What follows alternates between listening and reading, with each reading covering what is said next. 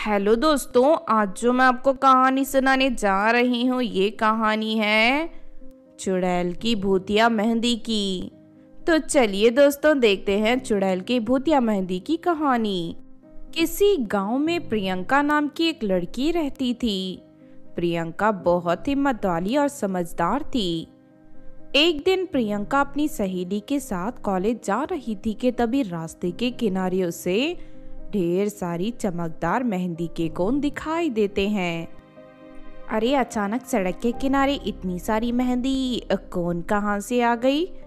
ये तो बहुत ही चमकदार और सुंदर है, लगता है किसी ने इन्हें गलती से गिरा दिया। उसके बाद वो सभी लड़कियां दौड़कर मेहंदी के कोन उठा लेती हैं। ठहर जाओ, इस रास्ते में पड़ी अनजान चीजों को उठाना ठीक नहीं है। मेरी मानो तो तुम लोग इस मेहंदी के कोन को यही छोड़ दो। अरे प्रियंका, तू हर बात में जरूरत से ज्यादा सोचती है। इतनी सुंदर मेहंदी की कोन छोड़ने की बेवकूफी हम नहीं करने वाली। इस तरह वो सभी लड़कियां प्रियंका की बात नहीं सुनती और सड़क के किनारे मौजूद सभी मेहंदी के कोन उठाकर अपने पास रख लेती हैं। फिर रात को सभी लड़कियां अपने अपने हाथों में मेहंदी लगाकर सो जाती हैं। लेकिन आधी रात होते ही अचानक उन लड़कियों का शरीर आग की तरह जलने लगता है। ये देख सभी लड़कियां घबरा जाती हैं। फिर देखते ही देखते उन सभी लड़कियों का शरीर एक बड़ी मेहंदी के कोन में बदल जाता है। उसके बाद उस गांव में एक डरावनी चुड़ैल आ जाती है और मेहंदी के कोन बनी सभी लड़कियों को उठाकर अपनी टोकरी में डाल लेती है। उसके बाद वो चुड़ैल वो सारी मेहंदी के कोन लेकर जंगल में बनी गुफा के अंदर चली जाती है। गुफा के अंदर जाते ही वो सभी लड़कियां अपने असली रूप में आ जाती हैं। फिर अपने सामने चुड़ैल को देखकर सभी लड़कियां डर के रोने लगती हैं। चुड़ैल जी, हमने आपका क्या बिगाड़ा है? आप हमें छोड़ दीजिए, हम अपने घर जाना चाहती हैं। अब तुम सब लड़कियां यहाँ से कहीं नहीं जा सकती। कल शाम होते ही मैं तुम सभी को अपनी भूतिया मशीन में डालकर मेहंदी के रूप में बदल दूंगी। उसके बाद तुम्हें ले जाकर शैतानपुर की चुड़ैलों को बेच दूंगी। चुड़ैलों को इंसान के शरीर से बनी हुई मेहंदी लगाना बहुत पसंद है। इतना कहकर चुड़ैल जोर जोर से हंसने लगती है।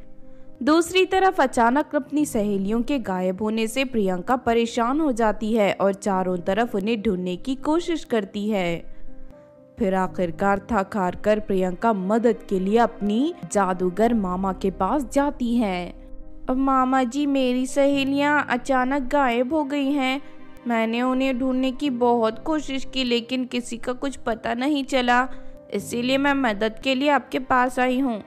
उसके बाद प्रियंका का मामा जमीन में एक छोटा सा गड्ढा खोदकर उसमें जादुई पानी भर देता है। प्रियंका, तुम मुझे कागज के ऊपर अपनी सभी सहेलियों के नाम लिख कर दो। प्रियंका फौरन एक कागज के ऊपर अपनी सभी सहेलियों के नाम लिखकर दे देती है। उसके बाद प्रियंका का मामा उस कागज को पानी से भरे गड्ढे के अंदर डाल देता है और अगले ही पल उसके अंदर वो सभी लड़कियां दिखाई देने लगती हैं। और नहीं, इन लड़कियों को तो एक खतरनाक चुड़ैल ने कैद कर रखा है, हमें इसी वक्त जाकर उन्हें बचाना होगा।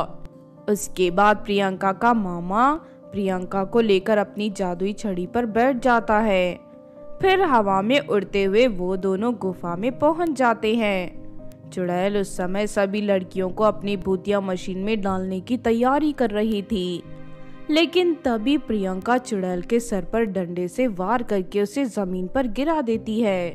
अरे मर गई रे, मेरा सर फूट गया। तू कौन है लड़की और मुझ पर हमला करने की तेरी हिम्मत कैसे हुई? तूने मेरी सहेलियों का अपहरण करके ठीक नहीं किया, मैं तुझे इसकी सजा दूंगी। अच्छा, तो तू अपनी सहेलियों को बचाने आई है? ठहर जा, मैं अभी तुझे पकड़कर इस भूतिया मशीन में डाल देती हूँ। लेकिन तभी प्रियंका का मामा अपनी जादुई छड़ी की शक्ति से चुड़ैल को रस्सियों से बांध देता है। उसके बाद प्रियंका अपने मामा के साथ मिलकर चुड़ैल को उठाकर उस भूतिया मशीन के अंदर डाल देती है। अरे मर गई रे, कोई बचाओ मुझे, कोई तो बचा लो मुझे, कोई यहाँ से बाहर निकालो। देखते ही देखते चुड़ैल एक मेहंदी के रूप में बदल जाती है। उसके बाद प्रियंका उस मेहंदी के कोन को हमेशा के लिए जमीन में दफन कर देती है।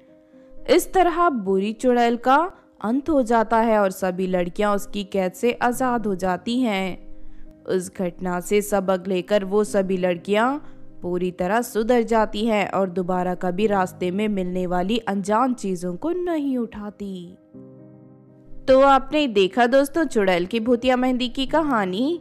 इस कहानी से हमें ये सीख मिलती है कि हर चमकने वाली चीज सोना नहीं होती, इसीलिए हमें कभी भी लालच में आकर किसी अनजान चीजों को हाथ नहीं लगाना चाहिए, वरना हम मुसीबत में पड़ सकते हैं। अगर ये कहानी आपको अच्छी लगी हो तो ज़रूर लाइक करें और हमारे चैनल छोटू टीवी को सब्सक्राइब भी कर लें। और हाँ दोस्तों, हमें कमेंट करके ज़रूर बताना कि आपको कहानी कैसी लगी।